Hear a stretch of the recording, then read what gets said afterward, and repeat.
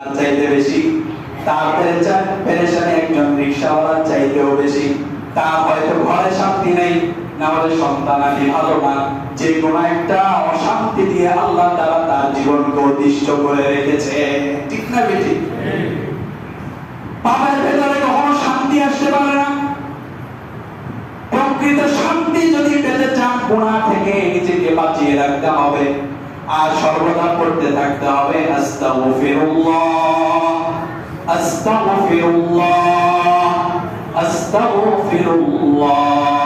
আল্লাহ রাসূল বলেন, যে ব্যক্তি সর্বদা সর্বদা ইস্তিগফার করবে, রাসূল বলেন আল্লাহ তাআলা তার সকল পেরেশানি দূর করে দিবেন, তার সকল চিন্তা দূর করে দিবেন, তার জন্য এমন জায়গা থেকে রিজিকের ব্যবস্থা করবেন যেটা তার কোনোদিন কল্পনাও ছিল না। সুবহানাল্লাহ। আল্লাহ তাআলা কোরআনে কি বলেন?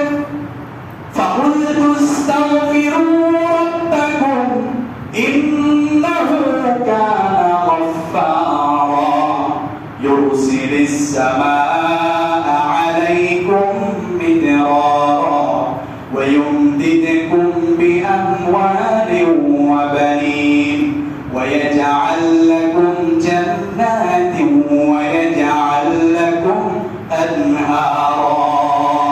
আল্লাহ তাআলা বলেন, হে নবী আপনি বলে দিন, তোমাদের রবের কাছে তোমরা ইস্তিগফার করো, বেশি বেশি গুনাহ ক্ষমা চাও, লাভ কি হবে?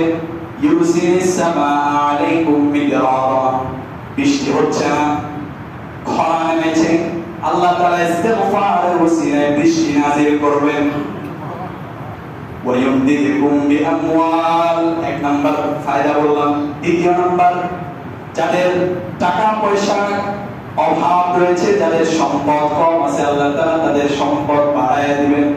কয়টা গেল? দুইটা। ওয়া বানিন, যাদের সন্তানাদি হয় না, বেশি বেশি ইস্তিগফার করো, আস্তাগফিরুল্লাহ করতে থাকো, আল্লাহ তাআলা সন্তানাদি দান করবেন।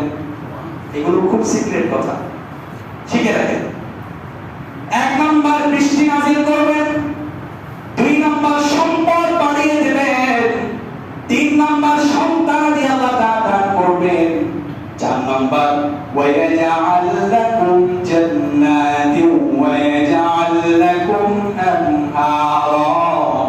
আল্লাহ তাআলা যদি বাড়ি ঘর না থাকে, বাড়ি ঘর না থাকলে বাগান, সম্পূর্ণ বাগানওয়ালা একটা বাড়ির ব্যবস্থা করে দিবে।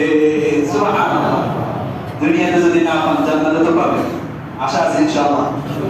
বাগান সহ সুন্দর সুইমিং